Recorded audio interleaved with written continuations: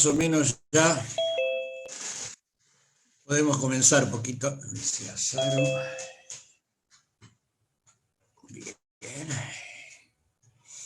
Buen día, profe. Buenos días, buenos días. ¿Cómo está? Bien, Saro.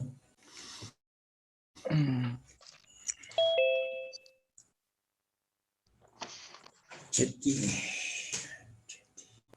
Agustín, bien.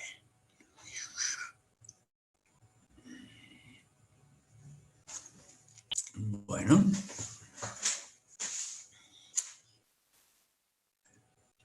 Bueno, vamos a ir comenzando. Jonathan González, tengo forma de verte. Johnny Falcon también.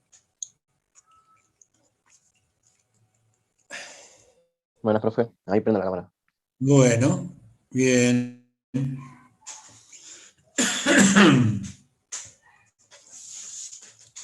Bueno, yo creo que ya están casi todos, ¿no? Faltarán algunos más, pero...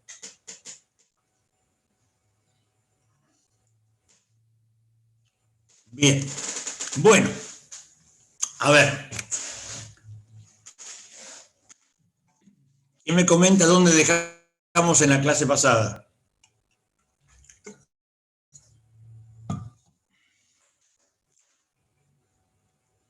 ¿En el Renacimiento puede ser? Puede ser, muy bien, muy bien. Yo les hago esta pregunta para ver si siguen atentos, ¿no?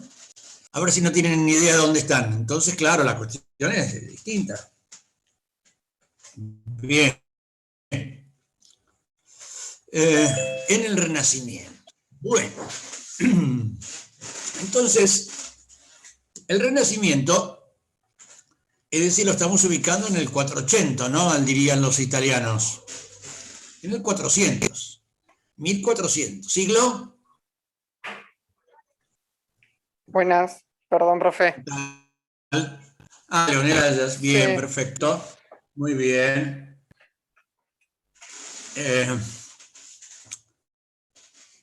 Decíamos entonces 1400 y pico, ¿qué siglo es? Siglo XV. Siglo XV, muy bien, siglo XV. Quiere decir que para ese entonces ya estamos dando inicio, en líneas generales los historiadores están de acuerdo en que a partir de ese momento comienza a aparecer un nuevo estilo, una nueva forma, una nueva era en la humanidad que va a ser la modernidad.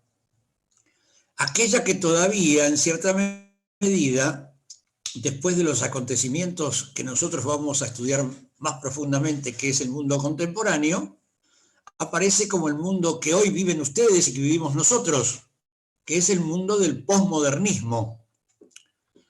Fíjense que inclusive ha sido tan importante la época de la modernidad que los estudiosos de la actualidad no se animan a ponerle un periodo distinto y definirlo al periodo en que estamos viviendo, y lo llaman entonces posmodernidad. No abandonan el concepto de modernidad. Es decir, dicen que evidentemente es decir, posteriormente a la modernidad existirá y existe, lo estamos viviendo, una época de transición entre la modernidad y sus valores, sus principios, sus creencias y lo que vivimos hoy. Les aclaro siempre que para los seres humanos las épocas de transición son las más difíciles de vivir.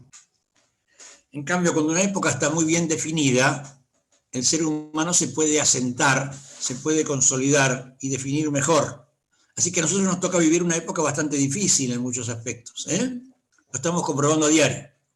Una época de transición entre la modernidad y la posmodernidad, o lo que estamos viviendo de la posmodernidad. Es decir, la superación de ciertos principios y valores, a pesar de que estamos siendo educados con la escala de valores de la modernidad.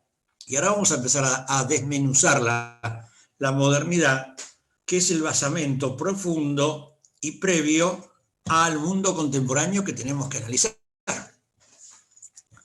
Bien, entonces, si estamos de acuerdo en que lo iniciamos con el Renacimiento, esta palabra se las trae, renacimiento. ¿Qué es lo que renace?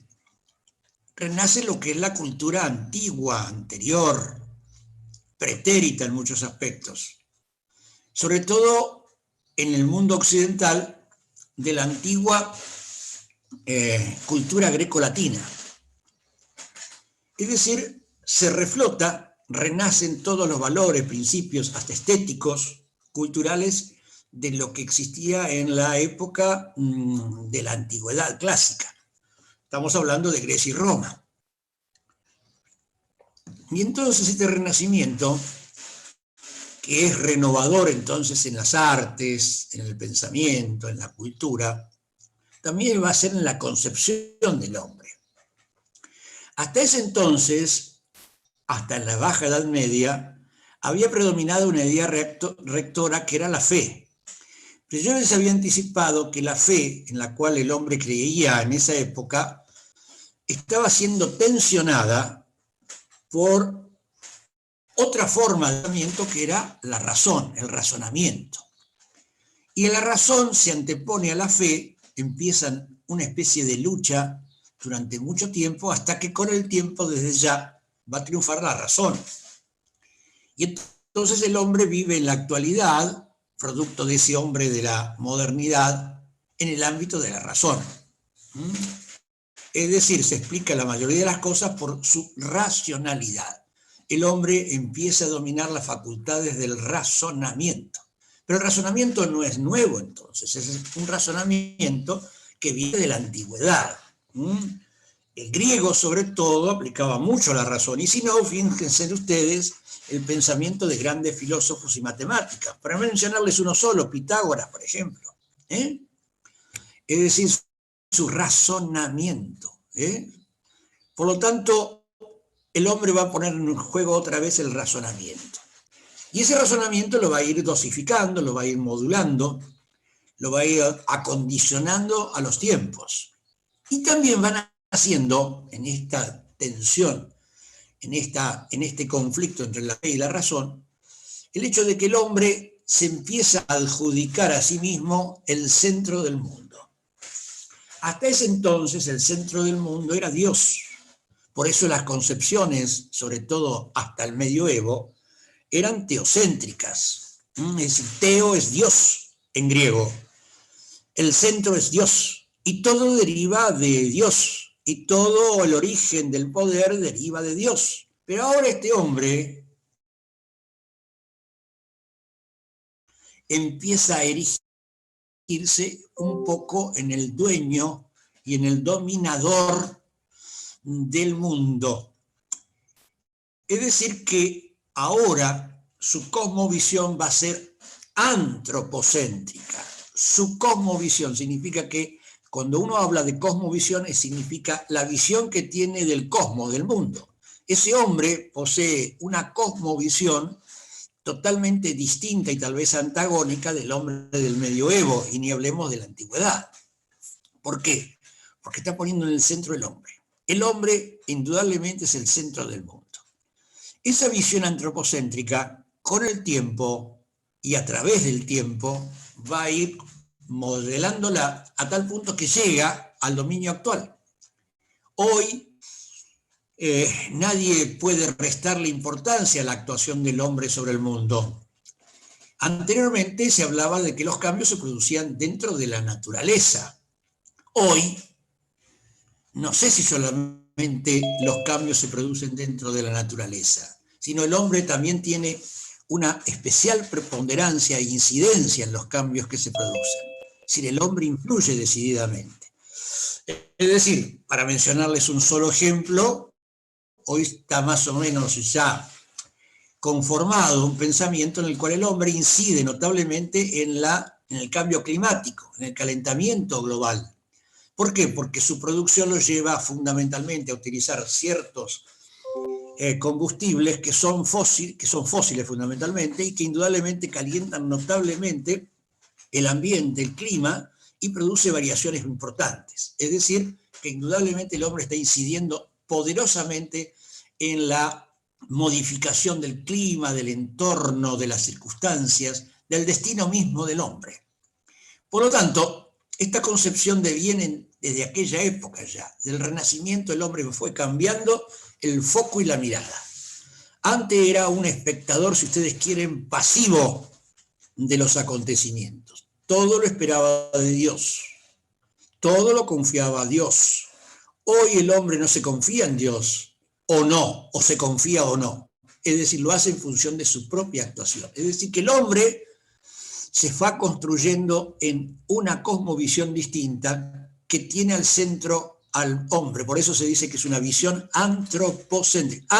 Antro es hombre. Entonces, antropocéntrico, el centro del mundo es el hombre. El hombre es el que en cierta medida está modificando el entorno. ¿Hasta acá quedó clara la explicación de un poco del Renacimiento y de sus orígenes en función de una época distinta? Sí, profe. Alguna, por supuesto, me interrumpe cuando quieren y me hacen las preguntas pertinentes.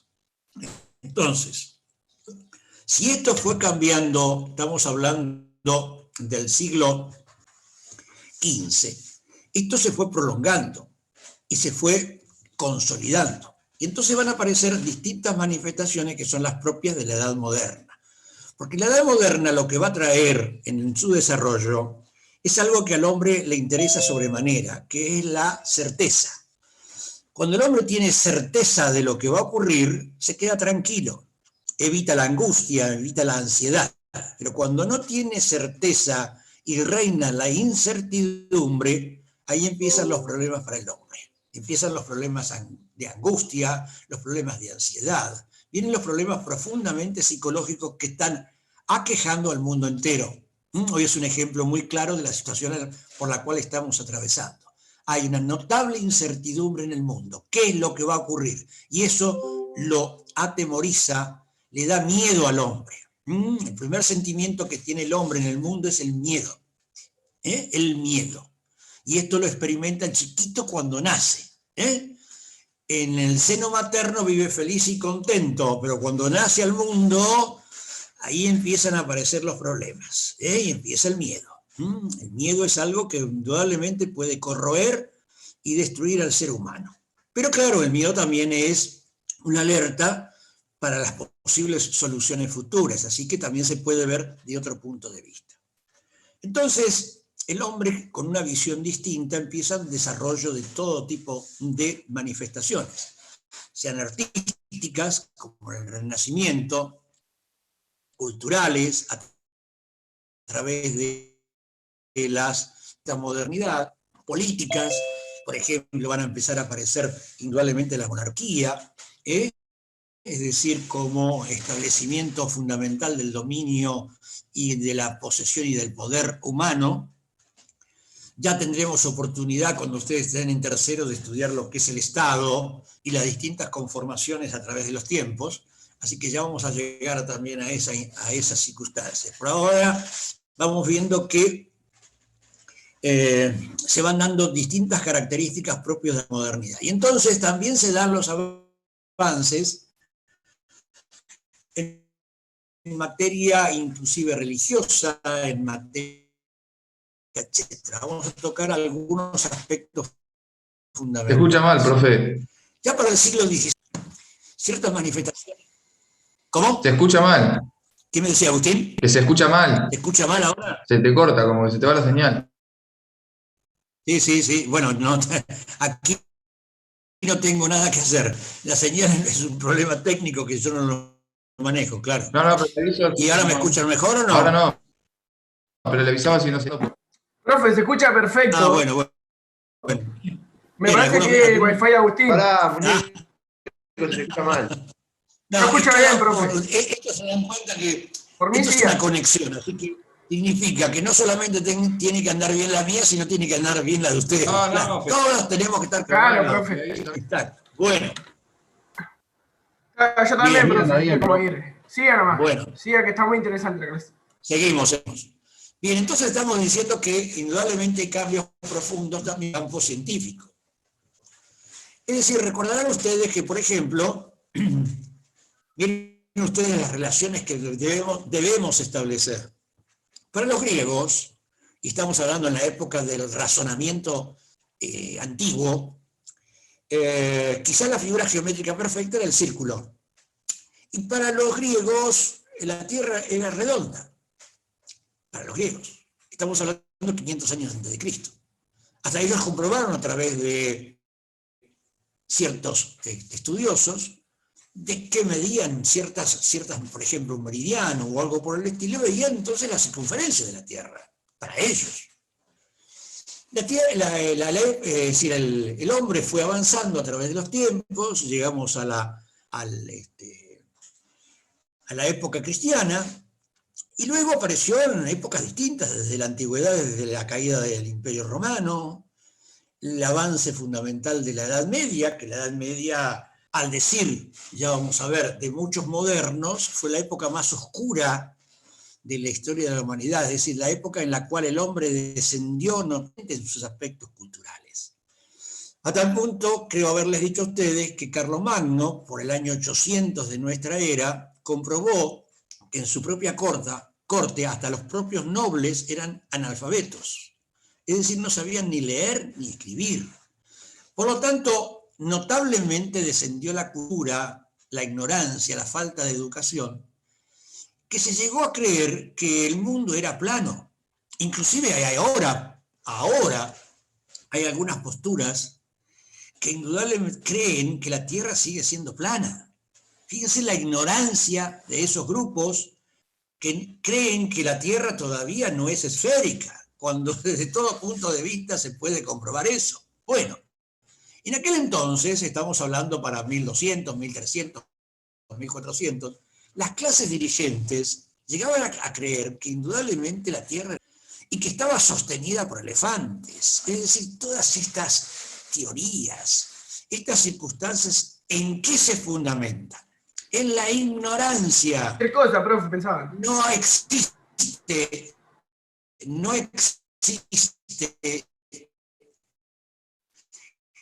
indudablemente problema mayor que combatir la ignorancia. Es cualquier otra plaga en el mundo. No hay peor persona que en el mundo que un ignorante. Es decir, esto es un problema serio, porque, por ejemplo, aquí ustedes están en un proceso en el cual van a ser parte activa, van a ser educadores. Es decir, el educador es un multiplicador de efectos. En tanto y en cuanto ustedes eduquen a la población se va aumentando su caudal de conocimientos. Entonces, es más difícil de combatir en la ignorancia. Y a la humanidad le costó muchísimo eso. Cuando de pronto aparece un polaco llamado Copérnico, que estableció que el centro del mundo no era la Tierra, que el centro del mundo era el Sol, del universo conocido, de lo que ellos conocían. Y entonces, ¿qué pasó en la relación entre conocimiento y creencias religiosas? La Iglesia se aterró, porque como el hombre, el principal elemento que ha creado Dios a imagen y semejanza de él, estaba siendo cuestionado. El hombre y la Tierra no eran el centro del mundo. ¿Cómo es esto? Dios se puede haber equivocado tanto que creó a alguien que no era el centro del mundo. Se empezaron a aterrar. ¿Y ahora qué? Y son todos herejes. Ustedes saben que desde una cierta época la Iglesia Católica, sobre todo, impuso la Inquisición.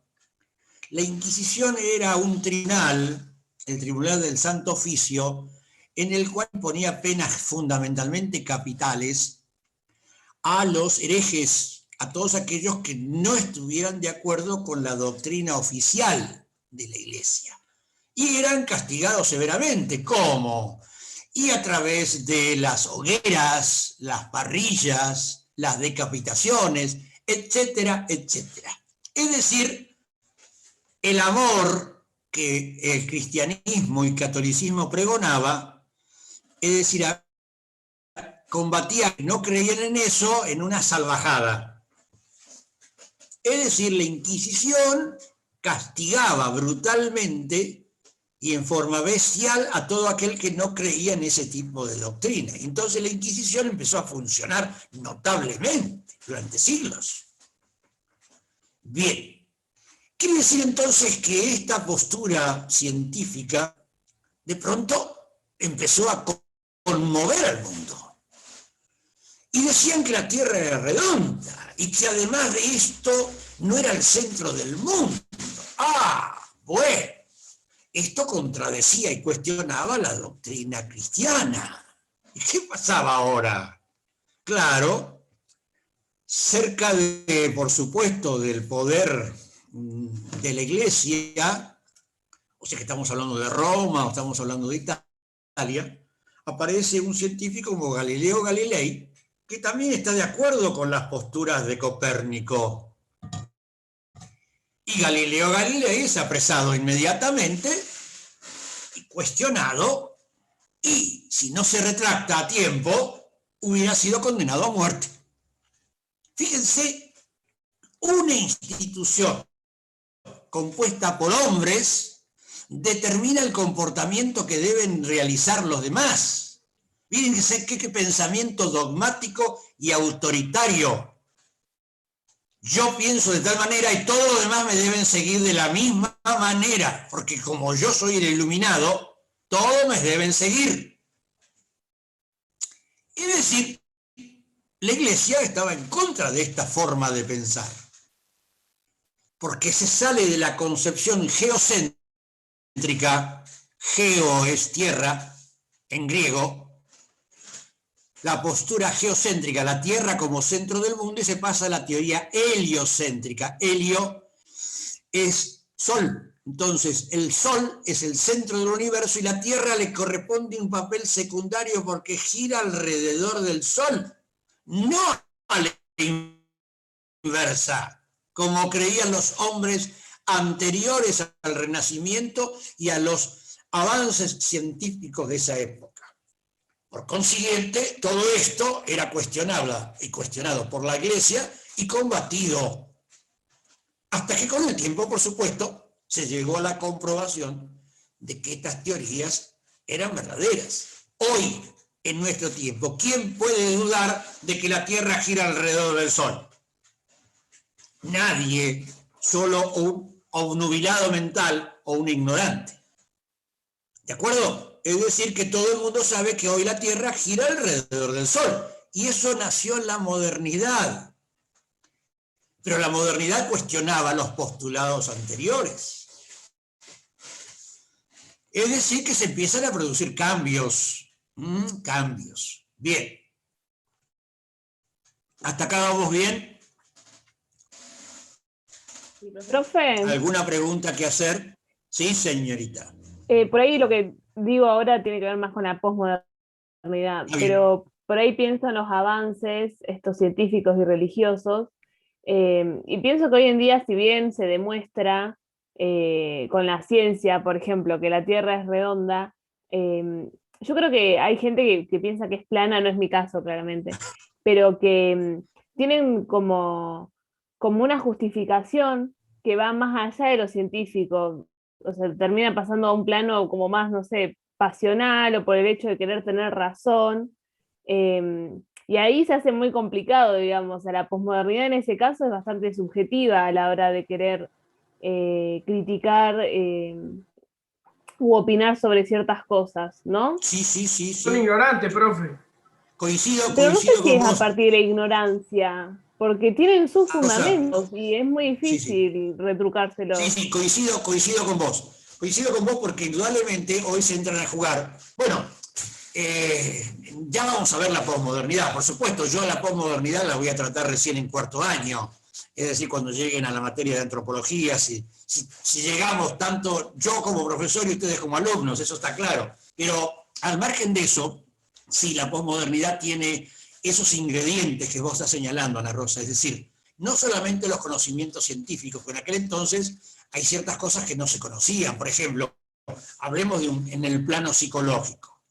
La psicología en aquel entonces no existía como ciencia, ni como disciplina, ni como tratamiento. Hoy sí, entonces hay otras variantes, otras variables, otros ingredientes para analizar las cuestiones, sin duda. Pero lo que no se puede soslayar ni desestimar es el conocimiento científico. Es decir, el conocimiento científico está indicando eso. Es como si hoy dijéramos, bueno, mira, yo tengo esto, pero claro, las vacunas que me voy a aplicar son de conocimiento científico. Yo no creo. Claro que hay gente antivacunas. Claro que hay gente que niega la posibilidad de vacunarse porque están, digamos, interfiriendo en su propio cuerpo y se sienten como una invasión a su propio cuerpo, es decir, que tiene la posibilidad de mantenerse incólume sin ningún tipo de afección ni nada por el estilo. Pero ojo, esto está en el plano de lo afectivo, de lo psicológico, de lo científico. ¿Quién podría discutir la eficacia que tiene una vacuna? Hay que tener su conocimiento para esto, sin duda, pero también están esas variables, claro, que vos señalás, lo cual se hace mucho más complejo, porque el hombre es mucho más complejo el de hoy que el de hace 500 años. Profe, ¿para usted la Tierra es plana o redonda? Mira, solamente me gustaría que alguien tuviera la oportunidad de ser un astronauta en un momento determinado y se diera cuenta si es redonda o plana. Y después de dónde ingresa la atmósfera, sí o no. Solamente eso. Si alguno de ustedes pudiera hacer el viaje hacia la estratosfera, se darían cuenta si es plana o redonda. Solamente con eso, ya es suficiente. Además, hay otra cosa tan clara como esto. ¿Por qué tenemos el día y la noche? ¿Por qué tenemos las estaciones? Acá hay movimientos fundamentalmente de la Tierra que nos están indicando que la Tierra se mueve alrededor del Sol y gira sobre sí mismo. Si fuera plana, no tendríamos nada más que un pasaje fundamental entre el día y la noche. Sin embargo, acá se va dando toda la posibilidad del atardecer. Se va dando toda la posibilidad del amanecer. ¿Qué está indicando esto? El tiempo, cuando va transcurriendo, nos está dando cuenta que son redondas, que es redonda. Por eso a Colón le costó tanto convencer a los reyes católicos de que era redonda la Tierra. Bueno, pero después lo comprobó, porque partió de un lado y llegó por el otro lado al mismo punto de regreso. Es decir, ya prácticamente durante la modernidad se comprobó físicamente que la Tierra era redonda. Muy bien. Sigamos avanzando. ¿Alguna pregunta, Ana Rosa? No, profe, ¿Quedó más o gracias. menos algo que clarificado esto o no? Sí. Bien, me alegro. Muy bien, muy buena intervención, muy bien. Correcto. Bueno, entonces sigamos avanzando. Quiere decir que entonces el hombre empezó a producir ciertas innovaciones, ciertos cambios, que denotaban indudablemente un avance de este hombre que se había constituido en el centro del mundo. Porque ¿a través de qué llegó a estas comprobaciones? Y a través del razonamiento. Ese razonamiento que en principio era la razón de ser, que combatía a la fe, empezó a ejercerla, empezó a practicarla, a tal punto que le dio resultados. Son los cambios científicos. Es decir, de pronto la Tierra no gira, no es el centro del mundo, sino que es un elemento secundario como cualquier otro planeta, que dadas las condiciones pudo tener una vida determinada. Bien, esto empezó a modificar los conceptos que tenía el hombre sobre su propia existencia y sobre la Tierra. Y empiezan a aparecer otras innovaciones que son propias de la época. Es decir, y una va a ser fundamentalmente religiosa. Es decir, la religiosa es que para 1500, estamos en el siglo XVI, se va a producir una profunda revisión dentro de la Iglesia cristiana, que se va a hacer la Reforma protestante. Es decir, comienza con Lutero, sigue con Calvino, es decir, hombres que indudablemente modifican esa forma de sentir, porque no es que reniegan de Dios ni de Cristo, están renegando de cierta metodología, de cierta forma de actuar de la Iglesia hasta esos tiempos. Es decir, ¿qué es lo que hace Lutero? Cuestiona la moralidad. La moralidad. Por ejemplo, cuando se produce la conquista de América, para 1492, el Papa reinante es Alejandro VI, uno de los pocos españoles que estuvo en el papado. Ustedes saben que casi 400 años luego, generalmente todos los papas eran italianos. Hasta que un polaco, Juan Pablo II, Wojtyła, acabó con ese reinado en cierta medida. Pero anteriormente, Alejandro VI era hispano. Y ese era uno de los famosos Borgia. Y los Borgias eran, entre tantos, porque realmente es algo increíble la historia de los papas en el mundo, que tenía una moralidad muy dudosa, muy dudosa. Hasta que luego esa moralidad se empezó a modificar y hoy día ustedes saben que los miembros de la iglesia deben ser célibes. Es decir, están dentro de la institución del celibato, es decir, deben ser solteros. Solteros no significa que indudablemente no tengan atracción por el otro sexo, ¿eh? Queda claro esto, ¿no? Son dos cosas distintas. Deben ser célibes. Pero en aquel entonces los papas tenían a sus amantes, sus mujeres, sus hijos. Y los Borgia, por ejemplo, el Borgia, es decir, Alejandro VI, de pronto designaba cardenal a su propio hijo de 20 años. ¿Escucharon lo que estoy diciéndoles? Hoy para eso es inimaginable esto. Ustedes ven al Papa, una especie de santo que se desplaza con una vestimenta blanca que significa pureza y demás. En aquel entonces sería totalmente opuesto, ¿no?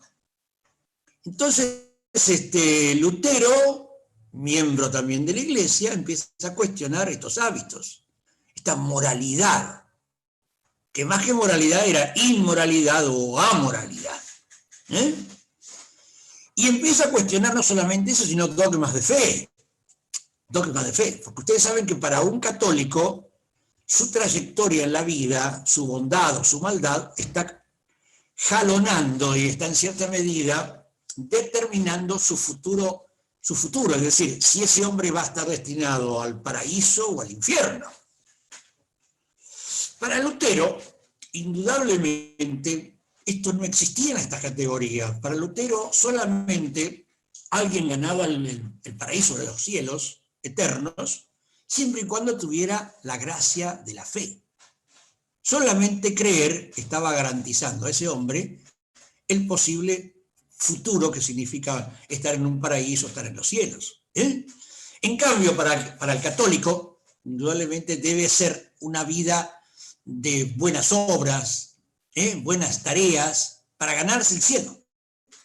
Bien, y entonces empezó a cuestionar los propios bases y los propios fundamentos de la religión católica, a tal punto que también ustedes deben conocer en qué se empiezan a diferir estas formas de pensar distintas. El protestante empieza a cuestionar esta forma de actuar de la Iglesia, de la cual una especie de tribunal, una especie de personas iluminadas, son las que interpretan los aspectos teológicos de la doctrina y son los que indudablemente determinan la forma de pensar, de sentir y de creer del fiel o de los fieles. Es decir, el católico no puede interpretar libremente la Biblia. La Biblia le es interpretada por un conjunto de personas dedicadas al efecto que les impone las reglas a seguir, la doctrina a seguir. Los protestantes dicen todo lo contrario. El hombre, a partir de ese momento, con esa forma de protestar, de ahí viene el protestantismo, protestaban contra la Iglesia católica e imponen la reforma. Es decir, a partir de ese momento, el hombre es libre de interpretar la Biblia, tiene las facultades necesarias para interpretar la Biblia. Para el católico no. El católico no puede tener libertad de interpretar la Biblia. Le es impuesta la fe, le es impuesta a través de un catecismo. Aquellos que hayan tomado la comunión, aquellos que hayan sido educados a través de la fe, saben que tienen que hacer cursos de catecismo. Y el catecismo no es una libre interpretación, es algo impuesto por la doctrina de la Iglesia a través de los teólogos, a través de los cuerpos, en definitiva, que estudian estas cuestiones. Entonces el hombre, a partir de ese momento, en la modernidad, empieza a cuestionar la doctrina católica. Y entonces aparece aquí, indudablemente, otra separación de la Iglesia. Por eso hoy vamos a tener, cuando uno dice yo soy cristiano, y hay que preguntarle, pero además de ser cristiano, ¿a qué tipo de religión, a qué tipo de forma, a qué tipo de doctrina pertenece? Porque, por ejemplo, en el año 1000 de nuestra era se produjo la primera escisión, la primera separación, la primera división del cristianismo, porque evidentemente aparecieron los ortodoxos. Es decir, los ortodoxos sobre todo están asentados hoy día en Grecia, en Rusia, son los ortodoxos. Son cristianos, pero no dependen de Roma ni de la Santa Sede, ni reconocen al Papa ningún tipo de autoridad. No tienen su propio patriarca. Son los ortodoxos, que se separaron en el año 1000 de nuestra era de la Iglesia Católica. Para el 1500, fíjense que ustedes cómo las crisis se van achicando en tiempo, es decir, la primera crisis se produjo a los 1000 años de nuestra era, casi prácticamente tantos años de iglesia, se produce el primer cisma, la primera separación. A los 500 años siguientes, en mitad de tiempo, se produce la segunda, que es el protestantismo. Entonces, hoy tenemos, si son cristianos, pueden ser ortodoxos, católicos o protestantes. Son tres. El cristianismo no es decir, es uno solo, pero está dividido en tres variables o en tres variantes: ortodoxos, católicos y protestantes. A esto se apoya, por ejemplo, Calvino es otro de los ideólogos, si ustedes quieren llamarlo de alguna forma, que también se adscribe a esta postura reformista. Y Calvino le agregaba a lo que consideraba Lutero, de que la forma de salvación del hombre era la fe, con la gracia que Dios le ha dado a cada hombre, porque es una gracia creer o no creer, tener fe o no tener fe. A estos elementos que había aportado Lutero se le suma lo que significaba, lo que sostenía Calvino.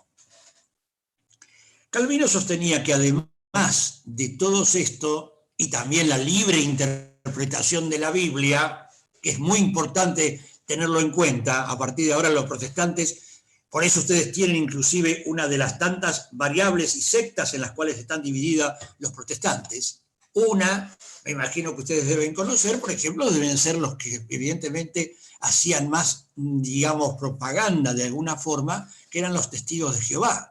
Los testigos de Jehová que visitan sus casas periódicamente les muestran la Biblia. ¿Y qué les dicen? Que concretamente cada uno de ustedes puede interpretarla. Eso no está permitido por la religión católica. La religión católica no les permite que ustedes hagan una libre interpretación de la Biblia. Está filtrado por los teólogos, por los equipos técnicos, diríamos, de la Iglesia. Bien. Calvino le agregaba a todos esos condimentos aportados por Lutero el hecho de que el hombre estaba predestinado desde el momento de nacer. ¿Y cómo se daba cuenta el hombre si estaba predestinado o no a merecer los cielos eternos o el paraíso o el infierno? Si era exitoso en su vida. Si era exitoso en su vida, quiere decir que había sido predestinado para el bien y por consiguiente para los cielos y el paraíso. Si le iba mal, era un fracasado, un frustrado y estaba condenado al infierno a lo mejor. Entonces miren ustedes los cambios fundamentales. Y esto lleva indudablemente a una reacción posterior de la Iglesia con la contrarreforma casi en el siglo siguiente, en el siglo XVII. Y entonces empieza a imponerse más férreamente los postulados de la Iglesia Católica. Entonces hoy tenemos claramente dividido al cristianismo en tres variables: el catolicismo, cuyo máximo representante es el Papa, y cuya sede es en Roma; el ortodoxo, que indudablemente tiene sus mayores participaciones en la zona de Grecia, Rusia, etc., y los protestantes, que tienen mucha aceptación en Europa y sobre todo en la parte nórdica, en la parte norte de Europa. Los protestantes, o en Estados Unidos, etcétera, etcétera. Entonces ven ustedes cómo también se empezó a modificar los dogmas religiosos. Quiere decir que acá tenemos indudablemente cambios muy profundos en los planos, en el plano del razonamiento, en el plano de lo estético, de lo cultural, en el plano de los conocimientos científicos, en el plano religioso y en los dogmas. Es decir, miren los cambios que se producen en 100, 200 años, que no se habían producido en 1500 años antes de nuestra era. Cómo se van acelerando los tiempos. Por eso la modernidad trae ciertas certezas. El hombre puede comprobar la felicidad de la Tierra. Hoy cuando me decía Ana Rosa, si está comprobado. Claro, si Magallanes, el que pasó cerca nuestro y es el descubridor del pasaje del estrecho de Magallanes, este que nos divide con Chile y que permite el paso del Atlántico hacia el Pacífico, fue descubierto por él. Y él salió hacia el este, dio toda la vuelta al mundo y no alcanzó a verlo porque por supuesto él muere antes, pero su tripulación da la vuelta y aparece por el oeste. Significa que entonces la Tierra era redonda, salió por el este, dio toda la circunferencia y llegó por el oeste. Entonces no se necesita ir al espacio para darnos cuenta si la Tierra es redonda o no. Solamente con hacer este pasaje a través de los mares nos damos cuenta perfectamente de que estamos en presencia de algo esférico. Por eso el hombre tuvo, y les dije a ustedes en una clase alegórica la vez pasada, ciertos símbolos que son propios del hombre en su desarrollo. Tuvo que poner las orientaciones correspondientes, porque no hay arriba, ni abajo, ni derecha, ni izquierda. Hay este, oeste, norte y sur. Entonces todo esto lo fue descubriendo el hombre a través de los tiempos. Bien, hasta acá vamos bien.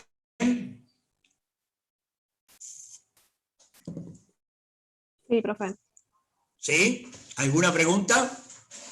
Sí, profe, pregunta. ¿Cómo se puede conseguir material de esto que estamos viendo, de la edad moderna? Bueno, escuchen. Yo les dije a ustedes que se pongan en contacto con la fotocopiadora. Es decir, este muchacho Alejandro, la fotocopiadora del instituto, él tiene todo el material ahí. Así que sería conveniente que también lo vayan adquiriendo y de esta forma tienen material ahí.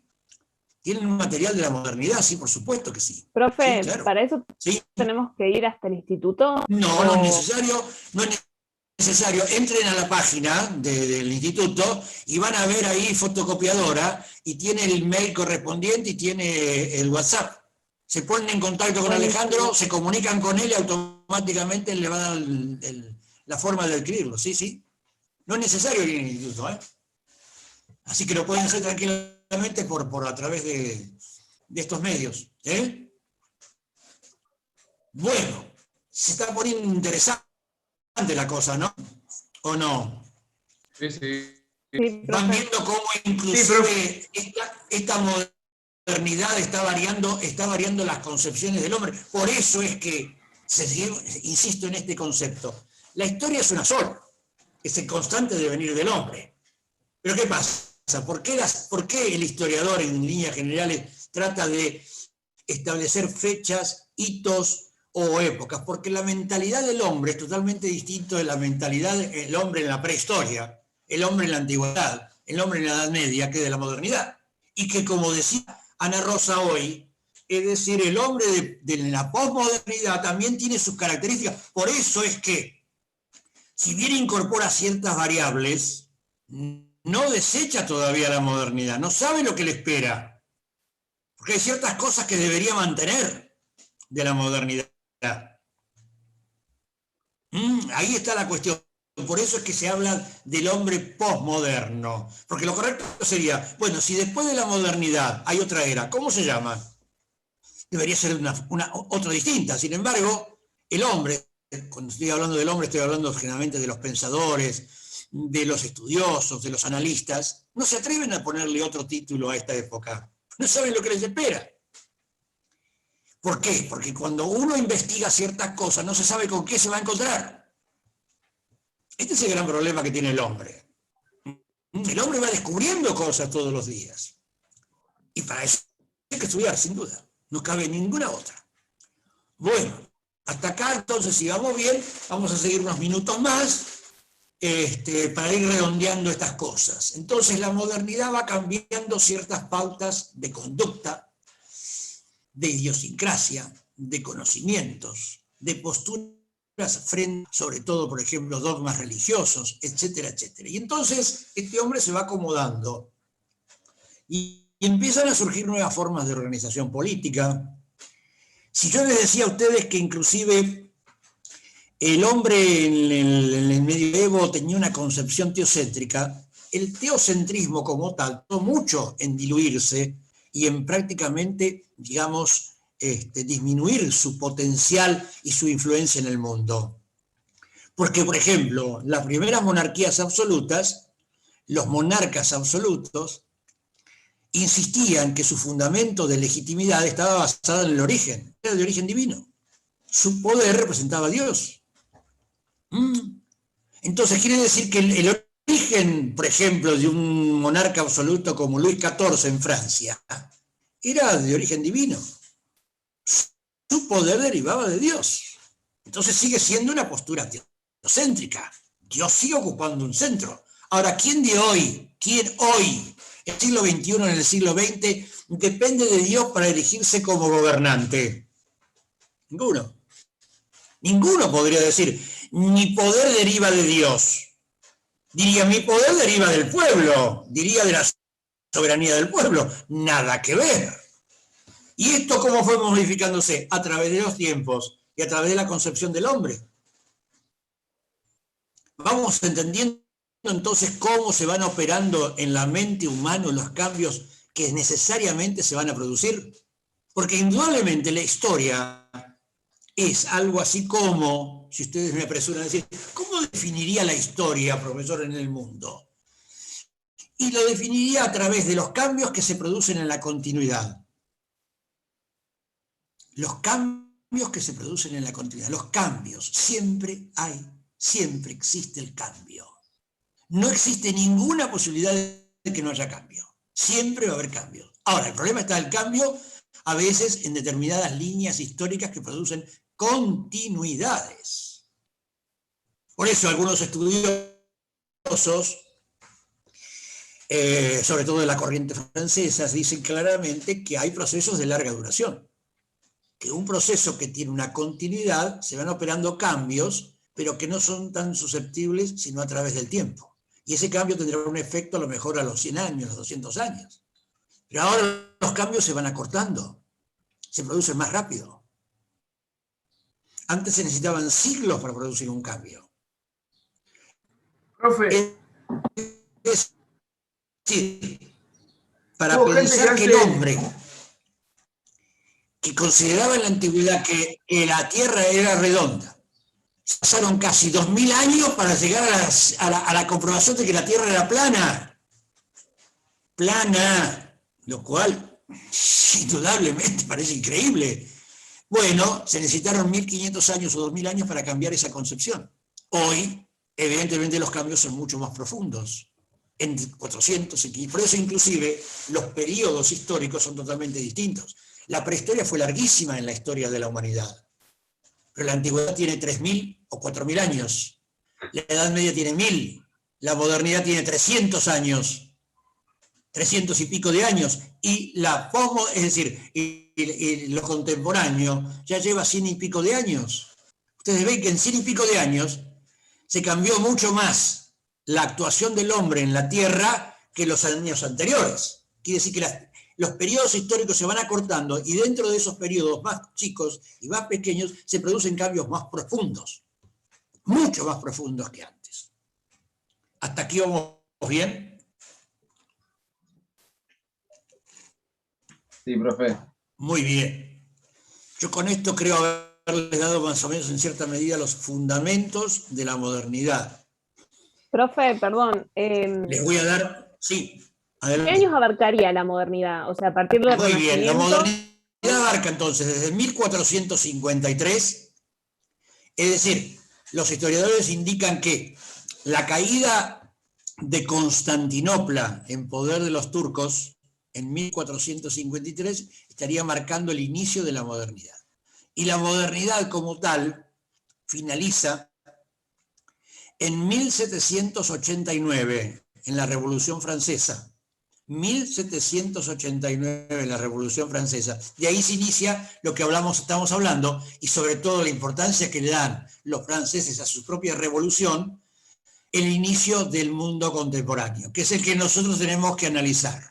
Que esto se aproxima, se dan cuenta, me quedará una clase más para redondear ciertos conceptos y entramos de lleno en el mundo moderno, en el mundo contemporáneo, en el cual ahí sí hacemos las evaluaciones del caso. A partir de ahí comienza lo que ustedes deben estudiar y saber a ciencia cierta para que aprueben la materia análisis del mundo contemporáneo, que vamos a precisar muchas más pautas en el futuro. Bien. Profe, te hago una pregunta. Adelante. ¿El primer parcial cuándo es?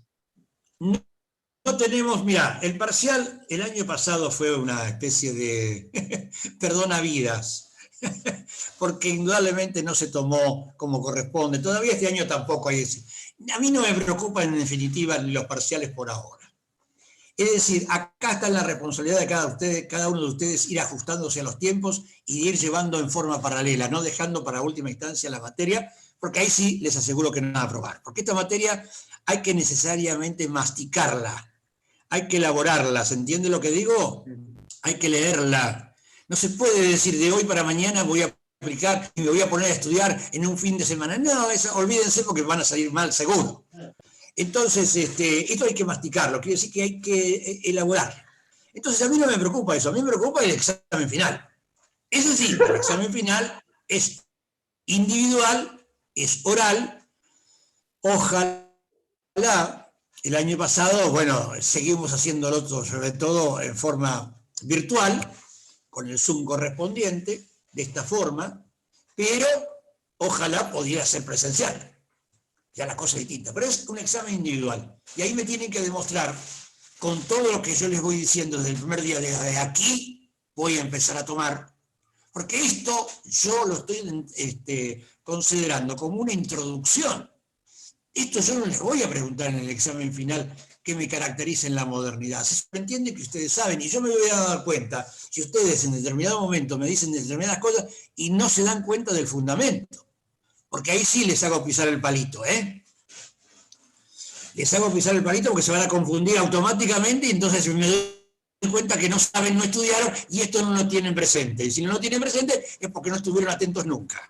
La fundamentación es clave, profe. Exactamente, muy bien, Joaquín. La fundamentación. Dejo que le vaya bien, Es decir, entonces. Joaquín, todo bien, lo que bien. ustedes me vayan diciendo tienen que Sí, fundamentarlo. Y yo, además, en los exámenes pido no solamente eso, sino una relación. Si esto, por ejemplo, ustedes hacen determinadas cosas, ¿con qué se relaciona con esto? Si ustedes no lo pueden relacionar es porque no tienen ni idea. ¿Por qué?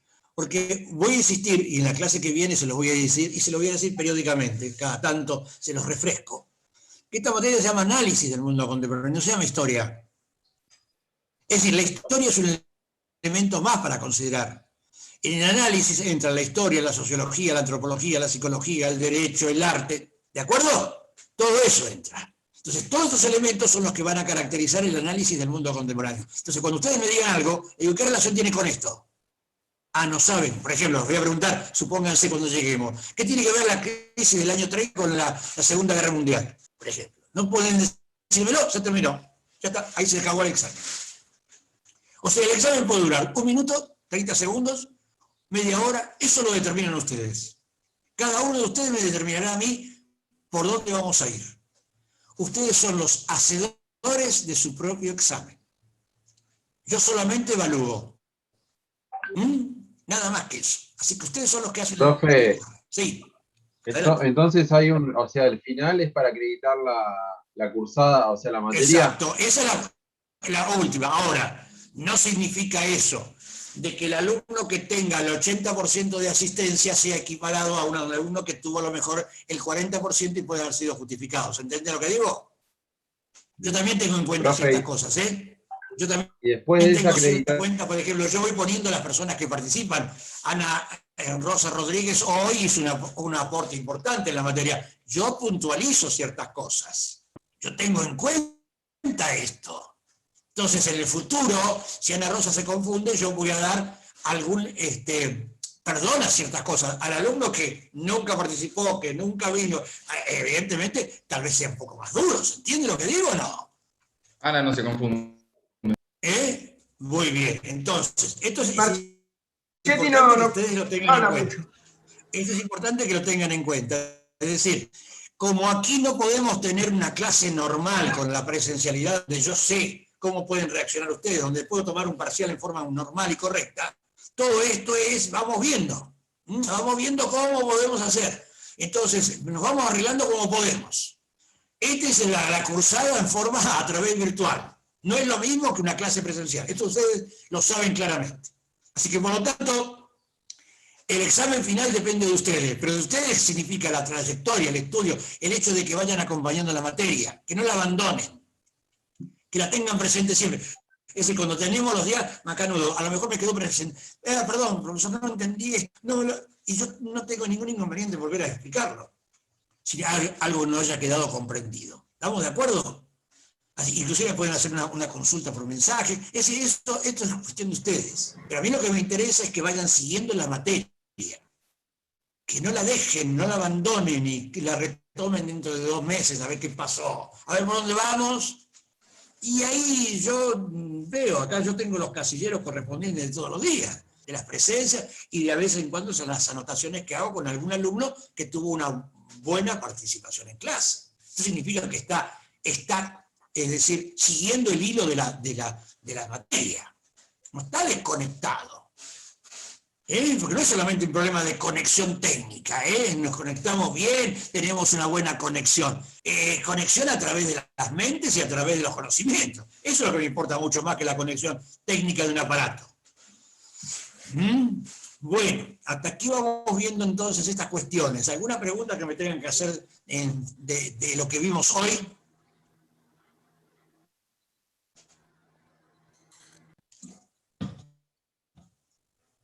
¿No? No, profe. Vamos bien. profe, la ¿Se próxima comprendió clase lo de que hoy? veríamos. ¿Vieron la notable diferencia que existe entre esta modernidad y la edad media? Sí, profe. Bueno, aquí, evidentemente los cambios son muy profundos, muy profundos. Por eso es que el hombre no puede abandonar la modernidad. Y entonces no sé definir la próxima era en la cual estamos viviendo y le decimos posmodernidad, por las dudas. Ni existió importancia la modernidad en la historia del mundo. Claro que la tiene. Todo fue en cierta medida sostenido por la modernidad. Bien, entonces, si no tienen ningún inconveniente más, ninguna pregunta más, ya estamos sobre la hora, nos vamos a despedir y nos vamos a ver el jueves que viene, a la misma hora en el mismo canal. ¿Sí? ¿De acuerdo? Perfecto, Nos vemos, profe. Nos vemos. Que sigan bien, cuídense. Profe. Nos vemos, profe. El próximo jueves. Profe, Juanma, no, compañero, Juanma, una pregunta. Ya está. Profe, Muy bien, Profe, le quiere hablar. nos vemos el jueves que viene. Profe, le quieren hablar. Joaquín, te escucho. no, un compañero era, creo que Marchetti, profe, quería preguntar. No. Alejo era. No, yo no. No, ¿quién? ¿Agustín? No, tampoco. ¿Quién era? No, yo no. ¿Quién sos vos? No apareciste toda la clase, Aguirre. Sí, ¿Yo? te puse, sí, te Profe, a sí. mí me puso presente Está como Gallardo. Facundo. ¿Quién? Gallardo, profe. ¿Facundo qué? Carracedo. No, profe. Sí. Lo que pasa- Sí. Nos vemos, profe. Bueno, que sigan bien entonces. Que sigan muy bien. Nos vemos Chao. el próximo jueves. Chao, Otro profe. día. Chao, Hasta profe. luego.